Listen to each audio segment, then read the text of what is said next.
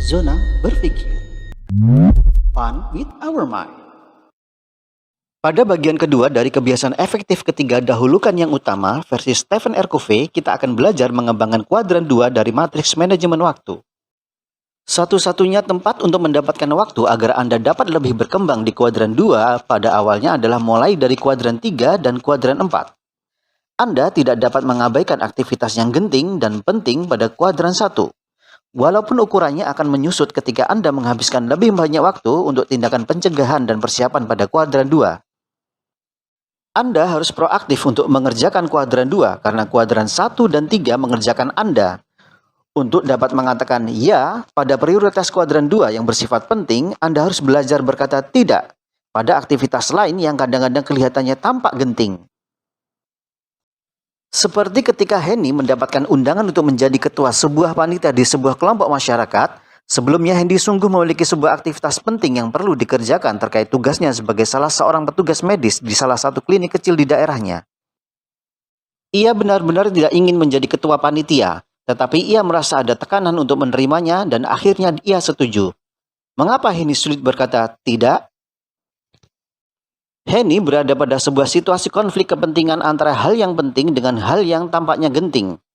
Orang-orang yang sulit menolak ajakan, undangan, atau permintaan yang tampaknya genting kemudian meletakkan hal-hal penting di belakangnya memiliki kecenderungan sikap yang kurang tegas. Ketegasan ditandai oleh kemampuan seseorang untuk mempertahankan kepentingan pribadinya tanpa harus mengorbankan kepentingan orang lain. Coba lihat gambar berikut ini. Ini adalah gambar teori sederhana tentang bagaimana modus konflik terjadi. Sumbu X berorientasi pada kepentingan orang lain. Semakin ke kanan, maka semakin kuat orientasinya kepada orang lain. Sumbu Y berorientasi pada kepentingan diri sendiri atau ego. Semakin ke atas atau tinggi, maka semakin kuat pula orientasi terhadap kepentingan pribadinya. Orang-orang yang memiliki orientasi ego tinggi dapat disebut memaksa. Sedangkan orang-orang yang memiliki orientasi kepentingan orang lain tinggi dapat disebut mengalah. Orang-orang yang mengabaikan kedua hal ini atau yang berada pada titik nol disebut dengan menghindar. Orang-orang yang berada pada titik ini mencoba mengabaikan atau menghindari ketegangan yang mungkin diakibatkan karena silang kepentingan. Orang-orang yang berupaya melakukan kompromi dan negosiasi atas konflik kepentingan berada pada titik ini. Mereka bersedia mengorbankan sebagian dari kepentingannya dan memenuhi sebagian dari kepentingan orang lain untuk meredakan ketegangan. Orang-orang yang berupaya mengakomodir kedua kepentingan yang berbeda secara utuh berada pada titik ini. Mereka melihat bahwa perbedaan kepentingan tidak mengganggu pencapaian kepentingan masing-masing pihak secara utuh. Dengan kata lain, tidak ada kepentingan yang perlu dikorbankan melainkan dicapai bersama. Ketika Henny sulit berkata tidak untuk hal yang tidak penting namun tampak genting, artinya Henny bersikap kurang tegas. Kurang tegas merupakan perpaduan antara menghindar dan mengalah lebih kuat atau dominan dibandingkan perpaduan antara memaksa dan kompromi. Henny berupaya menghindari ketegangan dan mengikuti tekanan atau desakan orang lain, mengesampingkan hal yang lebih penting. Henny tidak berupaya melakukan kompromi atau bahkan berkata tidak, sehingga pada akhirnya Henny terlibat di dalam sebuah aktivitas yang justru akan kontraproduktif dengan upaya pengembangan kuadran 2. Sasaran manajemen kuadran 2 adalah mengatur hidup kita secara efektif dari pusat prinsip yang kuat, dari pengetahuan tentang misi pribadi kita, dengan fokus pada hal-hal yang penting sekaligus genting, dan dalam rangka pemeliharaan keseimbangan antara peningkatan produksi dan kemampuan produksi. Ada 6 kriteria penting untuk mengorganisir kuadran 2. Yang pertama adalah koherensi. Koherensi mengesankan bahwa ada keselarasan, kesatuan, dan integritas antara visi dan misi Anda, peran dan tujuan Anda, prioritas dan rencana Anda, serta keinginan dan kedisiplinan Anda.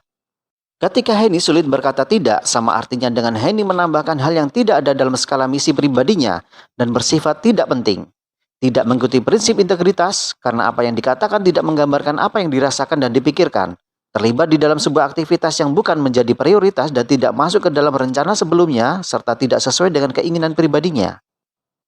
Yang kedua adalah fokus pada kuadran 2. Anda perlu media yang dapat membantu mendorong atau memotivasi diri sendiri sehingga Anda benar-benar berfokus pada upaya pencegahan ketimbang memprioritaskan penanganan krisis. Kuncinya bukanlah untuk memprioritaskan apa yang ada pada jadwal Anda, melainkan menjadwalkan prioritas Anda. Contohnya adalah ketika Evan memiliki rencana kuliah di sebuah perguruan tinggi, prioritas pertamanya adalah jurusan atau bidang keilmuan apa yang akan diambil. Prioritas kedua adalah kampus negeri tertentu yang menjadi incarannya, dan prioritas ketiga adalah lokasi kampus yang tidak jauh dari tempat tinggalnya. Evan kemudian membuat jadwal kapan setiap prioritas yang sudah dicanangkan akan dieksekusi terlebih dahulu. Prioritas pertama tidak selalu dieksekusi terlebih dahulu. Namun untuk memastikan prioritas pertama tercapai, Evan mengeksekusi prioritas lainnya terlebih dahulu agar prioritas pertamanya dapat dicapai sesuai dengan perencanaan. Kriteria penting ketiga untuk mengorganisir kuadran 2 adalah dimensi orang. Ada kalanya jadwal yang berpusat pada prinsip efektivitas harus berpikir bagaimana Anda bertindak dalam menghadapi orang, di mana hal ini mencerminkan sebuah nilai untuk memudahkan pelaksanaan ketimbang menimbulkan rasa bersalah ketika suatu jadwal tidak diikuti. Contohnya ketika Evan berencana kuliah di kampus negeri tertentu di luar kota, orang tua Evan berkeberatan bila Evan pergi jauh dan memintanya untuk kuliah di kota tempat dia tinggal. Evan melakukan kompromi dengan bersedia kuliah di kampus tempat dia tinggal dan tetap mengambil jurusan sesuai dengan keinginannya, sekalipun mungkin pada akhirnya Evan harus berkuliah di kampus swasta karena di tempat ia tinggal tidak ada jurusan yang tersedia di kampus negeri. Yang keempat adalah keseimbangan. Banyak orang berpikir bahwa keberhasilan pada satu bidang dapat mengimbangi kegagalan pada bidang-bidang lain kehidupan. Tapi benarkah demikian? Contohnya ketika Melly berhasil dalam profesinya, dapatkah Melly mengimbanginya dengan perkawinannya yang berantakan, kesehatan yang rusak, atau kelemahan dalam karakter pribadi? Dalam beberapa hal, keberhasilan Melly mungkin dapat membantunya mendapatkan fasilitas kesehatan yang lebih memadai. Namun, bila cara Melly berhubungan dengan suaminya ketika sama-sama dalam situasi penuh tekanan, penuh dengan reaktivitas, bukannya proaktivitas, apakah perkawinannya akan dapat dipertahankan? Efektivitas sejati mensyaratkan keseimbangan, dan Anda perlu menciptakan dan memeliharanya. Yang kelima adalah fleksibilitas. Alat perencanaan Anda harus menjadi pelayan Anda, bukan majikan. Mereka harus bekerja untuk Anda, sesuai dengan gaya Anda, kebutuhan Anda, dan cara-cara khusus Anda. Ketika David menawarkan sebuah produk kepada calon konsumen, David memberikan penjelasan keunggulan produknya dibandingkan produk lain yang sejenis. Namun apa yang terjadi? David mendapatkan penolakan, dan ini terjadi beberapa kali. David kemudian mencoba merubah caranya dengan memahami terlebih dahulu apa yang dibutuhkan oleh calon konsumennya, menjalin hubungan baik dengan mereka, memberikan kesempatan mereka untuk mencobanya sehingga mereka dapat mengenalinya dengan lebih baik dan kemudian mengambil keputusan. David memiliki peluang yang lebih besar untuk mendapatkan konsumen baru dengan cara yang kedua. David adalah majikannya, bukan pelayannya. Yang keenam adalah portabilitas. Alat Anda haruslah ringkas, mudah diakses kapanpun dan dimanapun Anda berada. Anda dapat menggunakannya sewaktu-waktu ketika mungkin memiliki peluang.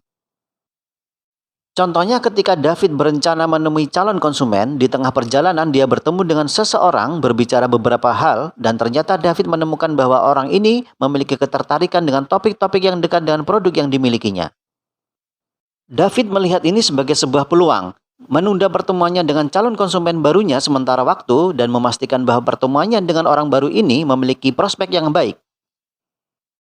Kuadran 2 adalah inti dari manajemen yang efektif.